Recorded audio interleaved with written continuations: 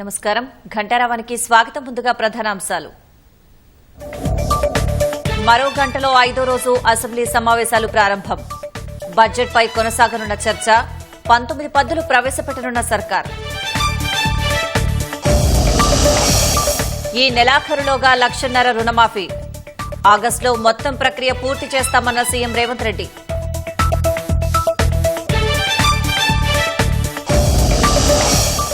NTPC విద్యుత్పై రాష్ట్ర ప్రభుత్వ తీరును తప్పుబట్టిన కిషన్ రెడ్డి. ఒప్పందం కోసం లేఖలు రాసినా స్పందించడం లేదని ఆరోపణ. జీఎస్టీ కుంభకోణంలో మాజీ సీఎస్ సోమేష్ కుమార్ పై కేసు. 1,400 కోట్లకు పైగా అక్రమాలు జరిగినట్లు సర్కారు గుర్తింపు. కాలిఫోర్నియా కార్చిచ్చుతో పడిపోయిన వాయు నాణ్యత. అమెరికా, కెనడాలో లక్షలాది మందిపై ప్రభావం.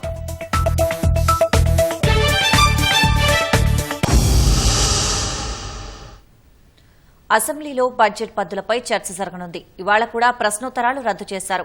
మొత్తం 19 పద్దులపై శాసనసభలో చర్చించనున్నారు. ముఖ్యమంత్రి రేవంత్ రెడ్డి, ఉప ముఖ్యమంత్రి భట్టి విక్రమార్క, పలువురు మంత్రులు ఈ పద్దులను సభలో ప్రవేశపెట్టనున్నారు. ఆర్థిక నిర్వహణ, ఆర్థిక ప్రణాళిక, విద్యుత్, మున్సిపల్ అడ్మినిస్ట్రేషన్, అర్బన్ డెవలప్మెంట్, పరిశ్రమలు, ఐటీ, ఎక్సైజ్, హోం, కార్మిక, ఉపాధి, రవాణా, బీసీ సంక్షేమం, పాఠశాల విద్య, ఉన్నత విద్య, సాంకేతిక విద్య, మెడికల్ అండ్ హెల్త్ తదితర 19 పద్దులపై చర్చించి ఆమోదం తెలపనున్నారు. కాంగ్రెస్ అధికారంలోకి వచ్చాక పేదలకు కష్టాలొచ్చాయని భారాస నేతలు తప్పుడు ప్రచారం చేస్తున్నారని సీఎం రేవంత్ రెడ్డి మండిపడ్డారు. అవి పేదలకు వచ్చిన కష్టాలు కావని కేసీఆర్ కుటుంబానివన్నారు. ఇచ్చిన మాట ప్రకారం జూలై 31 నాటికి 1,00,000, ఆగస్టు నెలలోపు 2 లక్షల రుణమాఫీ అమలు చేసి తీరతామని ప్రకటించారు. తెలంగాణ ఇచ్చిన సీఎం అభ్యర్థిని ముందుగా ప్రకటించకపోవడం వల్లే 2014 ఎన్నికల్లో కాంగ్రెస్ ఓటమి పాలైందని అభిప్రాయపడ్డారు. నాగర్ కర్నూలు జిల్లా కల్వకుర్తిలోని కొట్రకూడలి వద్ద మాజీ కేంద్ర మంత్రి దివంగత నేత సూదిని జైపాల్ రెడ్డి విగ్రహాన్ని ముఖ్యమంత్రి రేవంత్ రెడ్డి ఆవిష్కరించారు. ఈ సందర్భంగా ఏర్పాటు చేసిన బహిరంగ సభలో రేవంత్ రెడ్డి పాల్గొన్నారు. తెలంగాణ బిల్లు ఆమోదం పొందుతుందా లేదా అన్న ఆందోళన కొనసాగుతున్నప్పుడు జైపాల్ రెడ్డి సూచన మేరకే అప్పటి స్పీకర్ మీరా కుమార్ పార్లమెంటు తలుపులు మూసి బిల్లు ఆమోదింపజేశారన్నారు. స్వరాష్ట్ర ఆవిర్భావం కోసం కృషి చేసిన జైపాల్ రెడ్డిని సీఎం అభ్యర్థిగా ప్రకటించి ఉంటే 2014 ఎన్నికల్లో కాంగ్రెస్ అధికారంలోకి వచ్చేదని రేవంత్ రెడ్డి విశ్లేషించారు. కాంగ్రెస్ పార్టీ సీనియర్ నాయకులు తెలంగాణ రాష్ట్రం ఇచ్చినా ఎందుకు 2014లో కాంగ్రెస్ పార్టీ అధికారంలోకి రాలేదు అని నన్ను అడిగాను. నేను ఒక విశ్లేషణ చెప్పిన. రాష్ట్రమైతే ఇచ్చిండ్రు గాని ఆ రాష్ట్రానికి నాయకత్వం వహించాల్సిన నాయకుడు పేరు తెలంగాణ ప్రజలు మీరు చెప్పకపోవడం వల్ల కాంగ్రెస్ పార్టీ ఒకవేళ అధికారంలోకి వస్తే ఎవరు తెలంగాణ రాష్ట్రానికి మొదటి ముఖ్యమంత్రి అవుతారో ప్రజలకు మీరు చెప్పకపోవడం వల్లనే కాంగ్రెస్ పార్టీకి నష్టం జరిగింది. ఒకవేళ 2014లో ఈ తెలంగాణ రాష్ట్రానికి మొదటి ముఖ్యమంత్రిగా కీర్తిశేషులు జైపాల్ రెడ్డి గారిని ప్రకటించి ఈ కల్వకుర్తి అసెంబ్లీ ఎన్నికల్లో వారు పోటీ చేసి ఉంటే తప్పకుండా 2014లో కాంగ్రెస్ పార్టీ అధికారంలోకి వచ్చి ఉండేది. ఇది పార్టీ విధానపరమైన లోపం ఆ రోజు జరిగింది. వారికి తెలంగాణ ప్రజలు వారికి కృతజ్ఞత తెలుపుకునే అవకాశం ఉండే. కాంగ్రెస్ అధికారంలోకి రాగానే పేదలకు కష్టాలొచ్చాయని భారాస నేతలు తప్పుడు ప్రచారం చేస్తున్నారన్న రేవంత్ కష్టాలు పేదలకు రాలేదని కేసీఆర్ కుటుంబానికి వచ్చాయన్నారు. కేసీఆర్ అసెంబ్లీకి రావడం లేదని కేటీఆర్ అన్నారని, కానీ మరుసటి రోజే శాసనసభకు వచ్చారన్నారు. సమన్వయ లోపం, అధికారం కోల్పోయిన బాధ ఇద్దరిలో స్పష్టంగా కనిపిస్తోందన్నారు. ఇవాళ కేటీఆర్, కేసీఆర్, హరీష్ రావు మాట్లాడుతున్నారు. కాంగ్రెస్ వచ్చింది, ఇవాళ పేదలకు కష్టాలు వచ్చినాయి. నేను చెప్పదలుచుకున్నా, పేదలకు ఎవరికి కష్టాలు రాలే, మీ కుటుంబానికే కష్టాలు వచ్చినాయి. ఆ కష్టాలను కప్పిపుచ్చుకోవడానికి పేదల మీద నెట్టే ప్రయత్నం చేస్తున్నాడు. ప్రజలని వంచినందుకు 2023లో ప్రభుత్వానికి రాకుండా ఓడగొట్టిండ్రు. బుద్ధి మారక, అహంకారం తగ్గక అల్పం మాటలు మాట్లాడుతుంటే పార్లమెంటులో గుండు సున్నా ఇచ్చిండ్రు టీఆర్ఎస్ కు. ఇప్పటికి కూడా వాళ్ళ బుద్ధి మారలే. ప్రభుత్వం చేస్తున్న సంక్షేమ కార్యక్రమాలకు, ప్రభుత్వం తీసుకుంటున్న నిర్ణయాలకు సంపూర్ణంగా సహకరించి ప్రతిపక్ష పాత్ర పోషించి ఈ ప్రభుత్వానికి సూచనలు ఇస్తే కనీసం పంచాయతీ ఎన్నికల్లో ఏమైనా వస్తుండే. కానీ ఇప్పుడు పంచాయతీ ఎన్నికలలో కూడా వాళ్ళకు వచ్చే అవకాశం లేదు. సోనియా గాంధీ ఇచ్చిన మాట ప్రకారం 6 గ్యారంటీలు అమలు చేస్తామని రేవంత్ రెడ్డి స్పష్టం చేశారు. జూలై 31 నాటికి 1.5 లక్షల, ఆగస్టు నెలలోపు 2 లక్షల రైతు రుణమాఫీ హామీని నెరవేర్చి తీరుతామన్నారు. పార్లమెంటు ఎన్నికల్లో ఓ సన్నాసి దూలం లెక్క పెరిగిండు గాని దూడకున్న బుద్ధి కూడా లేదు. సవాలు విసిరిండు, నువ్వు 2 లక్షల రూపాయల రుణమాఫీ చేసి చూడు అని. నేను చెప్పిన ఆగస్టు నెలలో తప్పకుండా 2 లక్షల రూపాయల రైతు రుణమాఫీ చేసి రైతుల రుణం తీర్చుకుంటా అని సవాలు విసిరి ఆగస్టు రాకంటే ముందే 1 లక్ష రూపాయల రైతు రుణమాఫీ చేసి పేదవాళ్ల ఖాతాలో 6,093 కోట్ల రూపాయలు ఇప్పటికే వేసిన. ఈ రోజు ఈ వేదిక మీద నుంచి తెలంగాణ రాష్ట్రంలో ఉన్న లక్షలాది మంది రైతాంగానికి నేను మాట ఇస్తున్నా, జూలై 31 తారీఖు దాటకంటే ముందే 1,50,000 రూపాయలు ఉన్న ప్రతి రైతుకు మళ్ళీ 2వ విడత ఖచ్చితంగా 30 తారీఖు జూలై దాటకంటే ముందే 1,50,000 రూపాయల మీ బాకీని చెల్లించి రైతు రుణం తీర్చుకుంటా అని చెప్పి ఈ కల్వకుర్తి గడ్డ మీద నుంచి నేను మాట ఇస్తున్నా.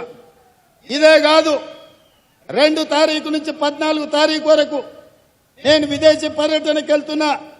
వచ్చిన ఎంబడే 2 లక్షల రూపాయల వరకు రైతులకున్న రుణాలను మొత్తాన్ని ఆగస్టు నెలలో పూర్తి చేసి మీకు ఇచ్చిన మాట నిలబెట్టుకొని తెలంగాణ రైతాంగం యొక్క రుణం తీర్చి మీ రుణము తీర్చుకునే బాధ్యత ఇచ్చినందుకు మీకు కృతజ్ఞత చెప్పుకునే అవకాశం ఆగస్టు నెలలో నేను తీసుకుంటాను తెలియజేస్తున్నా. ముచ్చర్లలో 100 కోట్లతో ఆగస్టు 1న 50 ఎకరాల విస్తీర్ణంలో యంగ్ ఇండియా స్కిల్ యూనివర్సిటీకి శంకుస్థాపన చేస్తామని సీఎం ప్రకటించారు. కల్వకుర్తి నియోజకవర్గంలో వివిధ అభివృద్ధి పనులకు వరాల జల్లు కురిపించారు. రంగారెడ్డి జిల్లా కందుకూరు మండలం మీర్ఖాన్పేటలో ఏర్పాటు చేయనున్న స్కిల్ డెవలప్మెంట్ వర్సిటీకి సంబంధించిన స్థలాన్ని సీఎం రేవంత్ రెడ్డి పరిశీలించారు. వర్సిటీ ఏర్పాటుకు రాష్ట ప్రభుత్వం కేటాయించిన 57 ఎకరాల భూమిని వైద్యారోగ్య మంత్రి దామోదర్ రాజనరసింహ ఎమ్మెల్యే మల్రెడ్డి రంగారెడ్డితో కలిసి చూశారు. మ్యాప్ను పరిశీలించి అధికారులను వివరాలు అడిగి తెలుసుకున్నారు. కొంగర నుంచి వర్సిటీ వరకు 200 అడుగుల రోడ్డు పనులు వేగంగా చేపట్టేందుకు ప్రణాళికలు సిద్దం చేయాలని సీఎం ఆదేశించారు. విద్యుత్ ఉత్పత్తి సామర్థ్యం పెంచడం ద్వారా రాష్ట ప్రజలకు ఎక్కువ కరెంట్ను అందుబాటులోకి తేవాలనుకున్న కేంద్రం ప్రయత్నాలకు కాంగ్రెస్ సర్కారు సహకరించడం లేదని కేంద్ర బొగ్గు శాఖ మంత్రి కిషన్ రెడ్డి ఆరోపించారు. రామగుండంలో సూపర్ థర్మల్ పవర్ ప్లాంట్ను ఏర్పాటు చేసి 4,000 మెగావాట్ల విద్యుత్ ఉత్పత్తి చేపట్టే ప్రాజెక్టుకు కేంద్రం ఆమోదం తెలిపిందన్నారు. మొదటి విడతగా 800 మెగావాట్ల సామర్థ్యం గల 2 పవర్ ప్లాంట్లను ఎన్టీపీసీ ఆధ్వర్యంలో పూర్తి చేసి అందుబాటులోకి తీసుకొచ్చిందన్నారు. ఈ 1,600 మెగావాట్లలో 85% విద్యుత్ను రాష్ట అవసరాలకే వినియోగిస్తున్నారన్నారు. ఈ 4,000 మెగావాట్ల ప్రాజెక్టులు మిగిలిన 2,400 మెగావాట్ల ప్రాజెక్టును వీలైనంత త్వరగా ప్రారంభించి రాష్ట్రానికి విద్యుత్ భద్రత కల్పించాలని కేంద్రం భావిస్తోందన్నారు. ఇందుకు ఎన్టీపీసీతో తెలంగాణ విద్యుత్ పంపిణీ సంస్థ విద్యుత్ కొనుగోలు ఒప్పందం చేసుకోవాల్సి ఉంటుందన్నారు. ఒప్పందానికి సహకరించాలని ప్రభుత్వానికి 4 సార్లు లేఖలు రాసినా స్పందన రాలేదన్నారు. ప్రభుత్వానికి ఆసక్తి లేని పక్షంలో దీన్ని దక్షిణాదిలోని ఇతర రాష్ట్రాలకు విక్రయించేందుకు అనుమతి ఉంటుందని ఎన్టీపీసీ రాసిన లేఖలు స్పష్టం చేస్తున్నాయన్నారు. రాష్ట్రంలో ఉత్పత్తయ్యే విద్యుత్పై తొలి హక్కు తెలంగాణ ప్రజలదే అని కిషన్ రెడ్డి తెలిపారు. దాన్ని అందుకోవడంలో రాష్ట ప్రభుత్వం విఫలమవుతోందని మరోసారి నిరూపితమైందన్నారు. ఇకనైనా ప్రభుత్వం సానుకూల చర్యలు చేపట్టాలని కిషన్ రెడ్డి ఒక ప్రకటనలో సూచించారు. హామీల అమలుపై మాట మార్చడం కాంగ్రెస్ కు అలవాటుగా మారిందని మాజీ మంత్రి హరీష్ రావు ఆరోపించారు. అధికారంలోకి రాగానే ఎల్ఆర్ఎస్ రద్దు చేసి ఉచితంగా క్రమబద్దీకరణ చేస్తామని చెప్పినా కాంగ్రెస్ మాట తప్పిందన్నారు. నో ఎల్ఆర్ఎస్, నో బీఆర్ఎస్ అంటూ గతంలో ప్రజలను రెచ్చగొట్టి ఇప్పుడు ఫీజులు వసూలు చేస్తామనడం కాంగ్రెస్ నేతల మోసపూరిత మాటలకు నిదర్శనమన్నారు. రాష్ట్రంలో కాంగ్రెస్ ప్రభుత్వం అధికారంలోకి వచ్చాక శాంతి భద్రతలు పూర్తిగా గాడి తప్పాయని హరీష్ రావు ఆరోపించారు. 8 నెలల్లో 500 హత్యలు జరిగాయని, తాను అసెంబ్లీలో ప్రభుత్వాన్ని ప్రశ్నించిన మర్నాడే హైదరాబాద్లో 2 హత్యలు జరగడం ఆందోళన కలిగిస్తోందన్నారు. హోంశాఖను కూడా నిర్వహిస్తున్న ముఖ్యమంత్రి నేరాలపై ఇంతవరకు పోలీసులతో సమీక్ష నిర్వహించలేదని ప్రశ్నించారు. గత 10 ఏళ్లలో హైదరాబాద్ సహా రాష్ట్ర వ్యాప్తంగా నెలకొల్పిన శాంతి భద్రతల కారణంగానే వేల కోట్ల పెట్టుబడులు వచ్చాయని హరీష్ రావు గుర్తు చేశారు. సంగారెడ్డిలో బోనాల పండుగ సందర్భంగా కాంగ్రెస్ సీనియర్ నేత జగ్గారెడ్డి కీలక వ్యాఖ్యలు చేశారు. మరో 10 ఏళ్లలో సోనియా, రాహుల్ గాంధీ ఆశీర్వాదంతో సీఎం అవుతానని ధీమా వ్యక్తం చేశారు. బోనాల ఉత్సవాల్లో ఆయన అభిమానులు, కార్యకర్తలు జగ్గారెడ్డి సీఎం కావాలంటూ నినాదాలు చేయడంతో ఆయన ఈ వ్యాఖ్యలు చేశారు.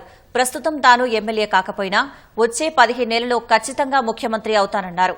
గతేడాది సంగారెడ్డిలో జరిగిన దసరా ఉత్సవాల్లో కూడా జగ్గారెడ్డి ఇవే వ్యాఖ్యలు చేశారు.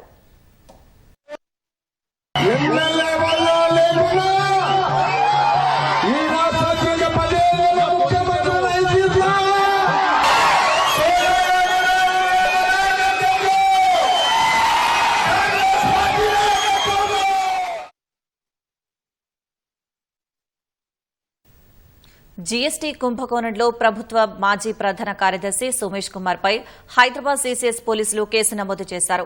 వాణిజ్య పనుల శాఖ అదనపు commissioner Kashi Visweswara Rao, deputy commissioner Sivaram Prasad, IIT Hyderabad assistant professor Sobhan Babu, Plianto technologies private limited నిందితులుగా ఉన్న ఈ కేసులో 5వ నిందితుడిగా సోమేష్ కుమార్ ను చేర్చారు. వాట్సాప్ గ్రూపు ఏర్పాటు చేసుకుని మరీ వీరు అక్రమాలకు పాల్పడినట్లు గుర్తించారు.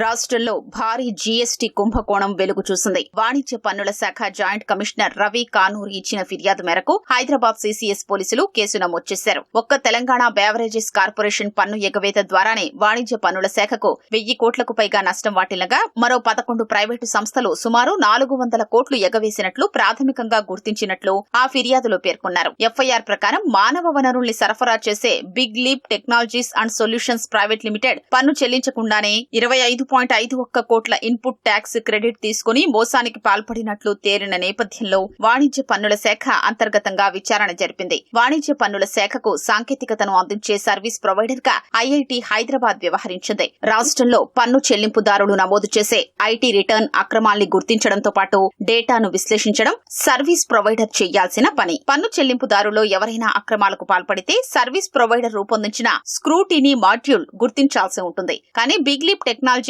అక్రమాలకు పాల్పడినా ఈ మాడ్యూల్ గుర్తించలేదు. వాణిజ్య పన్నుల శాఖ అంతర్గత విచారణలో తీగలాగితే డొంక కదిలింది. బిగ్ లీప్ అక్రమాల నేపథ్యంలో వాణిజ్య పన్నుల శాఖ నియమించిన అధికారి గతేడాది డిసెంబర్ 26న ఐఐటీ హైదరాబాద్ ప్రాంగణంలో విచారణ జరిపారు. అప్పటి రెవెన్యూ శాఖ ప్రత్యేక ప్రధాన కార్యదర్శితో పాటు వాణిజ్య పన్నుల శాఖ అదనపు commissioner S V Kashi Visweswara Rao, deputy commissioner Sivarama Prasad మౌఖిక ఆదేశాలతో అక్రమాల్ని గుర్తించకుండా సాఫ్ట్వేర్ లో మార్పులు చేసినట్లు విచారణలో గుర్తించారు. ఐజీఎస్టీలో అక్రమాల్ని గుర్తించకుండా సాఫ్ట్వేర్ లో మార్పులు చేసిన కారణంగా ప్రభుత్వ ఖజానాకు నష్టం వాటిల్లినట్లు తెలిపారు. ఈ నివేదిక ఆధారంగా Kashi Visweswararao, Sivarama Prasad, Plianto technologies private limited ను వాణిజ్య పన్నుల శాఖ వివరణ కోరింది. సోమేష్ కుమార్ ఆదేశాలతోనే తాము సాఫ్ట్వేర్ లో మార్పు చెయ్యాలని సూచించినట్లు వారు వివరణ ఇచ్చారు. వాణిజ్య పన్నుల శాఖకు సంబంధించి తామెలాంటి సాఫ్ట్వేర్ ను అభివృద్ధి చెయ్యలేదని ప్లియాంటో టెక్నాలజీస్ సంస్థ వివరణ ఇచ్చింది. ఈ నేపథ్యంలో తమ శాఖకు ఐఐటీ హైదరాబాద్ తో జరిగిన ఒప్పందం గురించి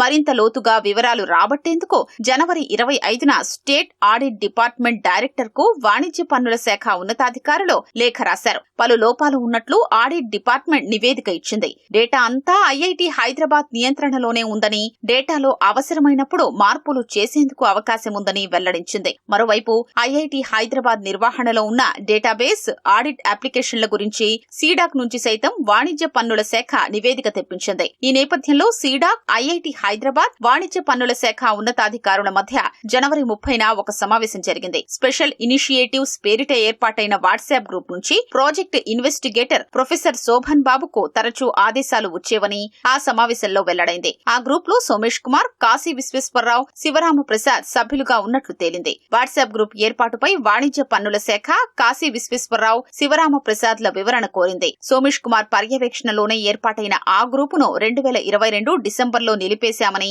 వారిద్దరూ సమాధానమిచ్చారు. ఫోటోలు, వీడియోలు లేకుండా వాట్సాప్ చాట్ హిస్టరీలను వారు సమర్పించారు. అయితే 2024 ఫిబ్రవరి వరకు ఆ వాట్సాప్ గ్రూప్ లో కార్యకలాపాలు నడిచాయని తేలడంతో ఫోటోలు, వీడియోలతో కూడిన చాట్ హిస్టరీని సమర్పించారని వాణిజ్య పన్నుల శాఖ ఉన్నతాధికారులు వారిద్దరికీ అత్యవసర మెమో జారీ చేశారు. వారు సమర్పించిన హిస్టరీలో పలు అంశాలు గుర్తించారు. ఐజీఎస్టీ నష్టాలకు సంబంధించిన పలు నివేదికల్ని వాటిలో గుర్తించారు. అలాగే జీఎస్టీ చెల్లింపుల్లో అక్రమాల కేసుల్లోనూ రిజిస్ట్రేషన్లను రద్దు చెయ్యొద్దనే ఆదేశాలు ఉన్నట్లు తేలింది. వారిద్దరి సెల్ ఫోన్లను ఉన్నతాధికారులు జప్తు చేశారు. వారిద్దరూ హైకోర్టును ఆశ్రయించగా వారి పిటిషన్ను న్యాయస్థానం కొట్టేసింది. మరోవైపు ఫోరెన్సిక్ ఆడిట్ సక్రమంగా జరిగేలా చూసేందుకు ప్రాజెక్టు ఇన్వెస్టిగేటర్ ను మార్చారని ఐఐటి హైదరాబాద్ డైరెక్టర్ కు వాణిజ్య పన్నుల శాఖ లేఖ రాసింది. అప్పటి స్పెషల్ చీఫ్ సెక్రటరీ ఎప్పటికప్పుడు ఇచ్చిన సూచనల మేరకే తాము నడుచుకున్నామని పేర్కొంటూ అందుకు సంబంధించిన కొన్ని ప్రతుల్ని వాణిజ్య పన్నుల శాఖకు ఐఐటి హైదరాబాద్ పంపించింది. ఎస్జీఎస్టీ, సీజీఎస్టీలకు సంబంధించిన డ్రాఫ్ట్ నోటీసుల గురించి మాత్రమే ఆ ప్రతుల్లో ఉన్నట్లు తేలింది. కాశీ విశ్వేశ్వరరావు చెప్పినట్లు ఐజీఎస్టీకి సంబంధించి లేకపోవడం గమనార్హం. ఫోరెన్సిక్ ఆడిట్ కు సంబంధించి సీడాక్ తుది నివేదిక ప్రకారం 75 మంది పన్ను చెల్లింపుదారులకు సంబంధించిన కార్యకలాపాల్ని ఉద్దేశపూర్వకంగా ఆన్లైన్లో కనిపించకుండా చేసినట్లు గుర్తించారు. పన్ను ఎగవేతకు సహకరించేందుకే ఇలా చేసినట్లు తేలింది. చోరీకి గురైన సెల్ ఫోన్లు రికవరీ చేయడంలో తెలంగాణ రాష్ట్రం దేశంలోనే 2వ స్థానంలో నిలిచింది. ఈ ఏడాది జనవరి 1 నుంచి జూలై 25 వరకు 21,193 సెల్ ఫోన్లు రికవరీ చేశారు. ఫోన్ల దొంగతనాలను అరికట్టేందుకు టెలికమ్యూనికేషన్ల శాఖ సీఈఐఆర్ పోర్టల్ను అభివృద్ది చేసింది. ఈ పోర్టల్ను గతేడాది మే 17న దేశవ్యాప్తంగా ప్రారంభించారు. రాష్ట్రంలో దీన్ని 2023 ఏప్రిల్ నుంచి ప్రయోగాత్మకంగా ప్రారంభించారు. రాష్ట్రంలోని 780 పోలీస్ స్టేషన్లలో ఈ పోర్టల్ ద్వారా ఫిర్యాదులు స్వీకరిస్తున్నారు. ఈ ఏడాది ఇప్పటి వరకు చోరీకి గురైన 21,193 మొబైళ్లను రికవరీ చేయడంలో పోలీసులు విజయం సాధించారు. గత 8 రోజుల్లోనే 1000 ఫోన్లు రికవరీ చేసి బాధితులకు అందజేశారు. ప్రతిరోజు దాదాపు 82 మొబైళ్లను రికవరీ చేస్తున్నామని ఉన్నతాధికారులు వెల్లడించారు. నిజామాబాద్ జిల్లా ఆర్మూర్ మండలం రాంపూర్కు చెందిన ఓ యువతికి సైబర్ నేరగాళ్లు ఫోన్ చేసి డబ్బులివ్వమని బెదిరింపులకు పాల్పడ్డారు. యువతి తండ్రి గల్ఫ్లో పనిచేస్తున్నాడు. కేటుగాళ్లు ఫోన్ చేసి మీ నాన్న ఇక్కడ డ్రగ్స్ కేసులో ఇరుక్కున్నాడు, వదిలిపెట్టాలంటే వెంటనే 10,000 పంపించండి, లేదంటే మీ నాన్న చేతులు తీసేస్తామని బెదిరించారు. దీంతో వీడియో కాల్ చేసి తన తండ్రిని చూపిస్తేనే డబ్బులు పంపిస్తామని చెప్పడంతో కేటుగాళ్లు కాల్ కట్ చేశారని యువతి తెలిపింది. కాగా ఇలాంటి సైబర్ నేరగాళ్లు ఫోన్ చేసినప్పుడు సమయస్ఫూర్తితో వ్యవహరించాలని పోలీసులు చెబుతున్నారు.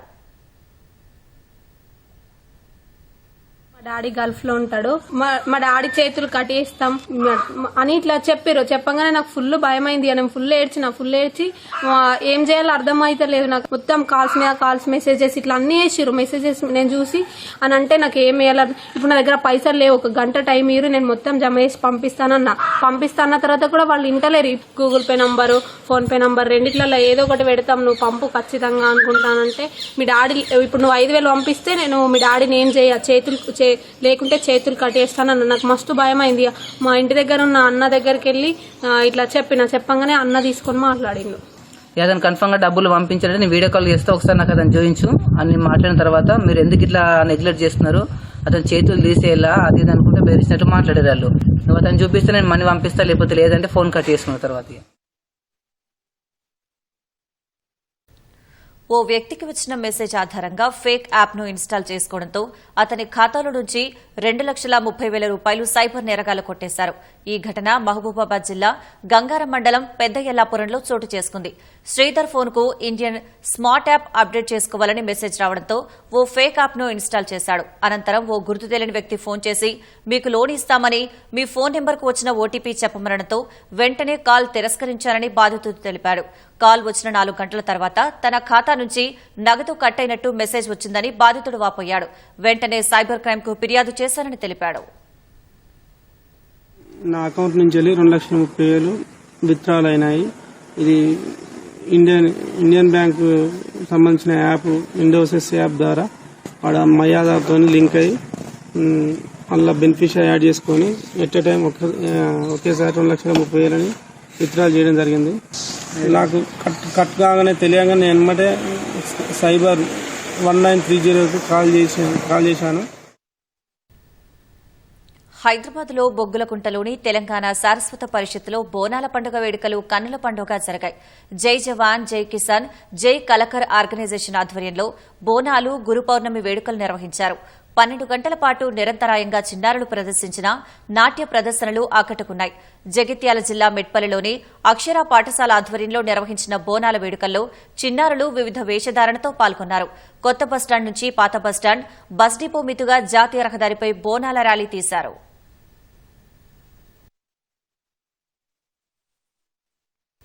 ఉమ్మడి మహబూబ్ నగర్ జిల్లాలో పంట రుణ లక్ష్యాలు చేరుకోవడంలో బ్యాంకర్లు దారుణంగా విఫలమవుతున్నారు. హనుమకొండ, ఖమ్మం, సూర్యాపేట, యాదాద్రి, భువనగిరి లాంటి జిల్లాలు 100% లక్ష్యం చేరుకుంటే ఉమ్మడి మహబూబ్ నగర్ జిల్లాలో 51% రుణాలిచ్చి చేతులు దులిపేసుకున్నారు. గత ప్రభుత్వ హయాంలో రుణమాఫీ జాప్యం, రుణాల రెన్యువల్ చేసుకోకపోవడం లాంటి కారణాలు చూపి అప్పులు ఇవ్వలేదు. ఇప్పుడు 2 లక్షల రుణమాఫీ నేపథ్యంలోనైనా లక్ష్యం మేరకు రుణాలివ్వాలని రైతులు డిమాండ్ చేస్తున్నారు. ఉమ్మడి మహబూబ్ నగర్ జిల్లాలో బ్యాంకర్లు రైతులకు ఇవ్వాల్సిన పంట రుణాలు ఆశించిన స్థాయిలో అందడం లేదు. ఏటా 1000 కోట్ల రుణాలు ఇవ్వాలని లక్ష్యాల్ని నిర్దేశించుకోవడమే తప్ప అందులో సగం కూడా రైతులకు చేరడం లేదు. ఉమ్మడి జిల్లాలో 2023-24 ఆర్థిక సంవత్సరంలో వానాకాలం, యాసంగి కలిపి రైతులకు 13,410 కోట్లు రుణాలు ఇవ్వాలని లక్ష్యంగా పెట్టుకున్నారు. కానీ ఇచ్చింది 6,865 కోట్లే. నిర్దేశించిన లక్ష్యంలో 51% రుణాలిచ్చి బ్యాంకర్లు చేతులు దులిపేసుకున్నారు. బ్యాంకులు రైతులకు ఇచ్చామని చెబుతున్న రుణాలు కూడా రైతులు పునరుద్దరించుకున్న రుణాలే. గతంలో కేసీఆర్ సర్కార్ 1 లక్షలోపు రుణాలు మాఫీ చేస్తామని చెప్పి విడతల వారీగా డబ్బులు జమ చేసింది. రుణమాఫీ అవుతుందని చాలా మంది రైతులు కొత్త రుణాలు తీసుకోలేదు. మాఫీ అయ్యేందుకు ఏళ్లు గడిచింది. బ్యాంకర్లు రైతుల నుంచి వడ్డీలు వసూలు చేసి పాత రుణాలే మళ్లీ ఇచ్చినట్లు రెన్యువల్ చేశారు. చాలా మంది రైతులు పంట రుణాలకు దూరంగా ఉన్నారు. కాంగ్రెస్ అధికారంలోకొస్తే 2 లక్షలు రుణమాఫీ చేస్తామని చెప్పడం, కేసీఆర్ హయాంలోని 1 లక్షలోపు రుణమాఫీ సక్రమంగా అమలు కాకపోవడంతో బ్యాంకులు రైతులకిచ్చిన రుణాల శాతం గణనీయంగా పడిపోయింది. కానీ ఈసారి అలాంటి కొర్రీలేవీ లేకుండా రుణమాఫీ అయిన ప్రతి ఒక్కరికి తిరిగి కొత్త రుణాలు ఇవ్వాలని రైతులు కోరుతున్నారు. ప్రస్తుతం మళ్ళీ ఇచ్చి రిన్యూవల్ ఈ లోన్ మాఫీ అయిన తర్వాత మళ్ళీ ఇచ్చే కొత్త లోన్లకైనా బ్యాంక్ అధికారులు రైతులకు కొంచెం ఎటువంటి ఇబ్బందులు లేకుండా కొంచెం చూసి ఇవ్వాలని. ఆగస్టు 15 లోపు మొత్తం రుణమాఫీ చేస్తున్నాడు. అందుకోసము రైతులకు కూడా అందరికీ ఇస్తే చాలా మేలు ఉంటుంది, చాలా సంతోషంగా ఉంది. కొత్త రుణాలు ఇస్తే మంచిగా ఉంటుంది, బాగుంటుంది. బ్యాంక్ అధికారులు మొత్తం కొత్త రుణాలు ఇస్తే రైతులకు కూడా చాలా మేలు ఉంటుంది. కొరీలు గిరీలు ఏది పెట్టకుండా, ఏది పట్టుకోకుండా మంచిగా రైతులకు ఇబ్బంది పెట్టకుండా ఇచ్చేయాలి. నేను 2022 9వ నెల 5వ తారీఖు నాడు రుణమాఫీ తీసుకున్నా. 50,000 లోన్ తీసుకున్నా. నాకు లోన్ వర్తించలేదు. బ్యాంక్ కాడికి వచ్చి అడిగితే మాకు లిస్టు రాలేదని బ్యాంక్ వాళ్ళు అంటారు. ఎంత అయిందని చెప్పి లెక్క వేస్తే 57,000 వచ్చింది ఇంట్రెస్ట్తో కలిపి. నేను 2022 9వ నెల 5వ తారీఖు నాడు లోన్ తీసుకున్నా. ఎకరా పొలం ఉంది మాకు. మా అమ్మ పేరు మీద లోన్ తీసుకున్నా. ఆ లోన్ వర్తించనే లేదు. ఆగస్టు 15 లోపు కాంగ్రెస్ సర్కార్ అమలు చేస్తామని చెప్పిన రుణమాఫీ విషయంలోనూ రైతులు గందరగోళానికి గురవుతున్నారు. 1 లక్షలోపు రుణమాఫీలో భాగంగా ఉమ్మడి మహబూబ్ నగర్ జిల్లాలో 1,69,000 రైతుల ఖాతాల్లో 947 కోట్లు ప్రభుత్వం జమ చేసింది. ఆగస్టు 15వ తేదీలోపు మరో 2 లక్షల రైతు ఖాతాల్లోకి 1,200 కోట్లు జమ చేయనుంది. ప్రభుత్వం నిర్ణయించిన నిర్ణీత వ్యవధిలో 2 లక్షలలోపు రుణ బకాయిలు ఉన్న కొంతమంది రైతులకు రుణమాఫీ కాలేదు. ఏ ప్రాతిపదికన వారికి రుణమాఫీ అమలు కాలేదో బ్యాంకర్లు, వ్యవసాయ శాఖ అధికారులు వారికి సరైన సమాచారం ఇవ్వడం లేదు. అర్హులై ఉంటే ఆగస్టు 15 లోపు ఖచ్చితంగా రుణమాఫీ అవుతుందని చెప్పి పంపించేస్తున్నారు. రుణమాఫీ పొందిన వారికి కొత్త రుణాలు మంజూరు చెయ్యాలని బ్యాంకుల్ని ప్రభుత్వం కోరింది. కానీ కొందరు పాత బకాయిలు, వడ్డీలు చెల్లిస్తేనే కొత్త రుణాలు ఇస్తామని కొర్రీలు పెడుతున్నారని రైతులు ఆరోపిస్తున్నారు. రుణమాఫీ అమలై అర్హులైన వారికి తక్షణం రుణాలు మంజూరు చేస్తున్నామని బ్యాంకర్లు చెబుతున్నారు. మా భూమి 32 గుంటలు 10,000 తీసుకున్నా. 2006లో లోన్లో చేసుకుంటా 10,000 ఎక్కువ తీసుకునిలే. ఏం మాఫీ లేదు, ఏం లేదు. 8,000 ఇంకా అటు కట్టాలంట. 8,000 ఎక్కడికి వెళ్ళి కట్టాలి? మా ఒక్కొక్కరు లక్షలు తీసుకున్నారు. నేను 8,000 10,000 తీసుకున్నాకే మాఫీ లేదన్న పరిస్థితి ఏంది అని. కేసీఆర్ ఉన్నప్పుడు గిట్లా కాలేదు, ఇప్పుడు అయితే ఏమంటే ఇప్పుడు గిట్లా రాలేదు దాంట్లో పేరు. మరి ఎందుకు మాఫీ అయితే లేవో ఏమో మాకు తెలుస్తలేదు. ఇంతకుముందు అడిగినాం, మీది కాలేదు 52,000 చిల్లర కట్టాలన్నారు. అయితే మాఫీ ఎందుకు అయితే లేవా అంటే అయితే కాలేదు, మేమేం చేద్దాం అన్నారు బ్యాంక్ మేనేజర్లు. మళ్ళీ ఇప్పుడు అయితే ఏమైనా వచ్చినాము, ఇప్పుడు ఇట్లా లిస్టులో పేరు రాలేదు. మాది 35,000 తీసుకునేటమే మొత్తం వడ్డీ మితి అంతా అసలు 52,300 79 రూపాయలు వచ్చింది మాకు. ఈ గవర్నమెంట్ రాకముందు కేసీఆర్ గవర్నమెంట్ ఉన్నప్పుడు కట్టమని చెప్పిండ్రు. అయితే అప్పుడు మేము కట్టలే. ఇప్పుడు మాఫీ అవుతాం అనుకున్నాం కానీ ఇప్పుడు ఇట్లా పేరు రాలేదు లిస్టులో. లోన్ మాఫీ అయిందని లిస్టులో పేరు వస్తే ఇంకా 5,000 కట్టి కొత్త లోన్ చేసుకోమని అంటుండ్రు. కొత్త లోన్ ఇస్తారంట 5,000 కడితే. మొత్తం మాఫీ కాలేదు, ఇంకా 5,000 కట్టమంటుండ్రు కదా. మాఫీ ఎట్లయితే ఇక నేను అప్పుడు 80,000 తీసుకుని ఉంటే 5,000 కట్టి మళ్ళీ కొత్త లోన్ తీసుకో, భూమి తక్కువ ఉంది అని అంటుండ్రు. ఎంత మాఫీ ఎంత వచ్చింది ఏం లేదు, 5,000 కట్టమని అంటుండ్రు. ఏం కట్టాలనేమో ఇంకేమనుకోవాలి, కట్టాలి. మల్లయ్య బోయపల్లి. నాకు 17 గుంటలు ఉంది సార్. ఇంతకుముందు 20,000 తీసుకున్నా, ఈసారి ఇంకా పడలేదా, 35,000 ఇట్లా పడతలేవు. అవి వచ్చిందన్నారు కానీ ఇక్కడ చూస్తే పేరు లేదా. 20,000 తీసుకున్నా, 29,000 ఏమైందన్నప్పుడు 4,000 కట్టమన్నారు.